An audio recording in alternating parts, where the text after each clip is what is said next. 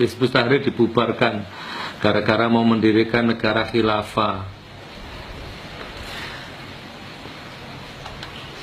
Aku tak takon karo awakmu dulur ya. Anda tahu khilafah itu apa? Anda tahu khilafah itu apa? Khilafah ini sudah diomongkan orang sejak berabad-abad silam. Sejak zaman Rasulullah itu kata-kata khilafah itu sudah sering tiap hari menjadi makanan sehari-hari di warung kopi, di pasar. Khilafah itu sudah bukan barang aneh.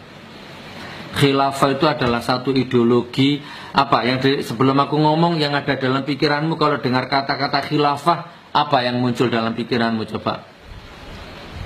Pikiranmu sudah dicuci otak oleh media sehingga kami ikut-ikutan. Khilafah itu satu syariat, satu sistem yang berlandaskan syariat. Bukan berarti kalau negara jadi khilafah, NKRI pecah, terus agama berdasarkan agama Islam, syarat Islam, kok ini gak oleh, ini gak oleh, ini gak oleh. Salah total.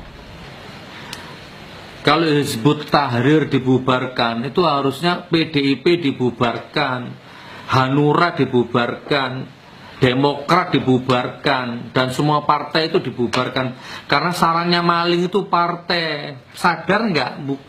Bukan nggak pikiran yang menghabiskan, yang membuat sengsara rakyat Indonesia bertahun-tahun itu siapa? Hizbut Tahrir, syarat Islam. Yang nyolong, yang garong, yang korupsi harta Indonesia bertriliun-triliun itu siapa? Syarat Islam, Hizbut Tahrir. Bukan. Yang jual aset-aset negara siapa? PDIP yang harus dibubarkan.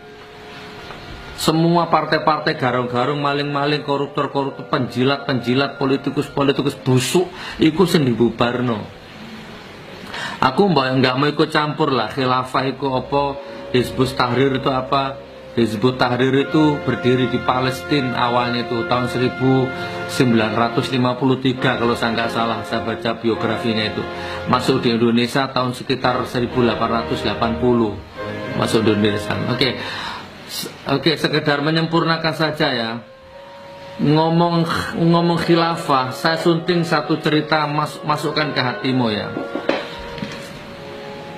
Umar bin Khattab mengangkat gubernur di Mesir namanya Amr bin As. Amr bin As diangkat menjadi gubernur Mesir oleh Umar bin Khattab. Dan Amr bin As mempunyai istana yang megah di Mesir. Nah, di depannya istana megahnya Amr bin As itu ada tanah kosong rawa-rawa, dan atas ada satu gubuk reot punya Yahudi yang hampir roboh. Amr bin As sang gubernur berniat akan membangun masjid di tanah rawa itu. Tapi kok masjid yang megah, yang indah, yang sesuai dengan istananya. Malu, istananya bagus kok nggak ada masjidnya. Tapi Amr bin As terkendala karena di tanah rawa itu ada rumah gubuk peyot. Akhirnya Amr bin As menyuruh jajarannya untuk membongkar gubuk itu. Coba panggil pemilik gubuk itu. Apalagi Amr bin As tahu yang punya gubuk reot itu ternyata Yahudi. Panggil. Oke, saya potong ceritanya. Begitu Yahudinya menghadap ke gubernur Amr bin As, gubernur Mesir, saya potong ceritanya. Kurang lebihnya begini. Yahudi, rumahmu, gubukmu, tanahmu tak beli. Aku mau bangun masjid di situ. Berapa harganya? Orang Yahudi bilang, maaf Tuan, tidak saya jual. Saya bayar 2 kali lipat. Maaf Tuan, tidak saya jual. Saya bayar 3 kali lipat. Maaf Tuan, tidak saya jual. Saya bayar 5 kali lipat. Maaf Tuan, tidak saya jual. Orang Yahudi itu, gubuk reotnya itu.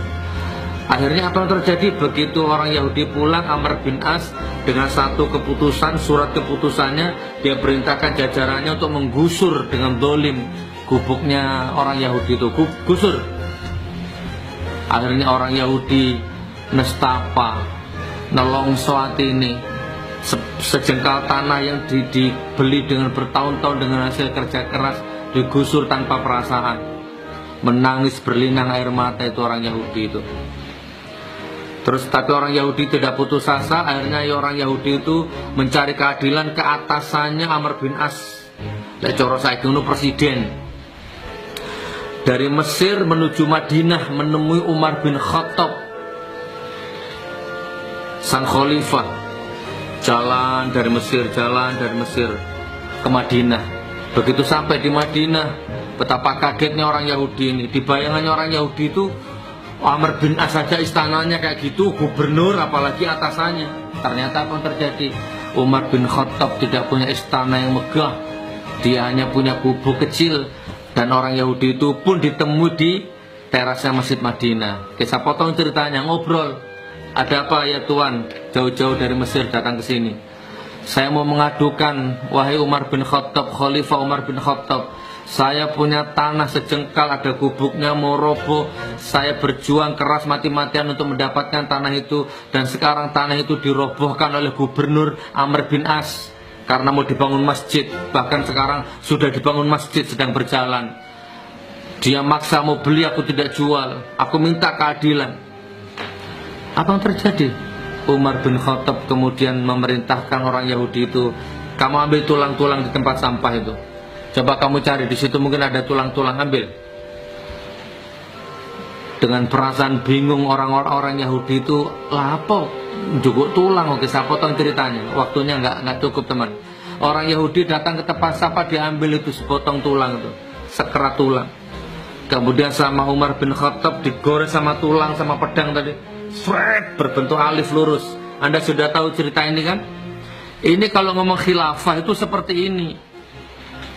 Sret. Sudah, kasihkan tulang ini ke Amr bin As. Tambah bingung, ya Umar bin Khattab, kata orang Yahudi, aku jauh-jauh datang ke sini memohon keadilanmu. Ternyata setelah sampai sini, aku hanya mendapatkan sepotong tulang yang bau lagi. Mana keadilanku?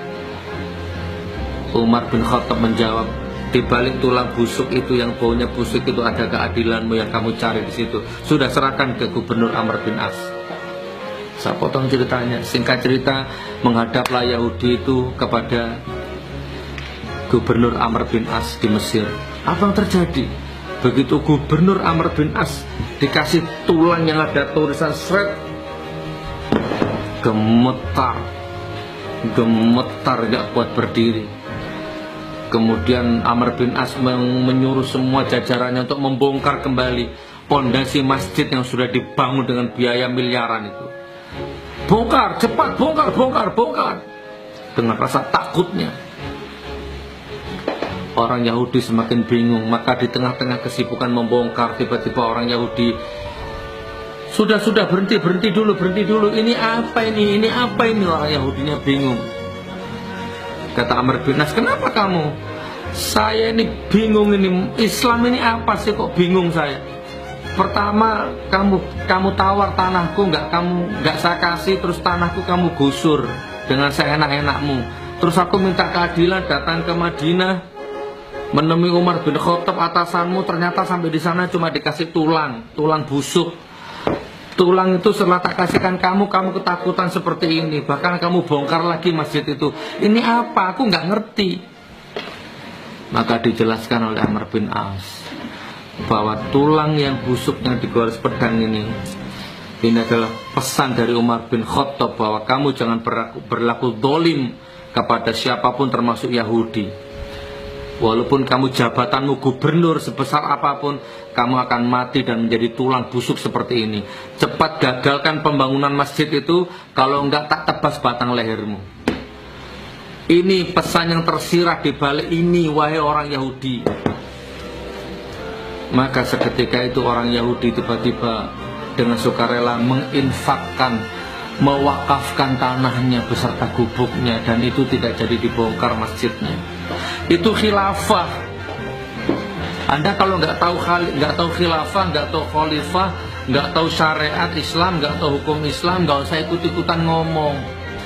Aku nggak peduli Hizbut Tahrir dibubarkan, Hizbut Tahrir di Indonesia tuh kayak apa ideologinya. Aku nggak mau ikut tahu itu. Cuman kalau Hizbut Tahrir dibubarkan hanya berdasarkan khilafah, yang pantas dibubarkan itu partai-partai sarangnya maling itu yang perlu dibubarkan. Mana lo rek berpikir itu? Awakmu sadar iki sakjane. sing garong duwe rakyat Indonesia sing koruptor triliunan iku sapa awakmu ro? Yang jual-jual aset-aset negara itu siapa kamu tahu? Yang maling, yang tidur saat rapat, yang mana penjilat, yang mana munafik itu kamu tahu. Kebobrokan bangsa Indonesia itu bukan karena Hizbut Tahrir, karena partai-partai, karena maling-maling, karena sistem politik yang sudah busuk. Otakmu dicuci sama TV. Allahumma sholli ala Muhammad, Allahumma sholli ala Muhammad, Allahumma sholli ala Muhammad. Salah bener aku nyolok sepuro. Ya.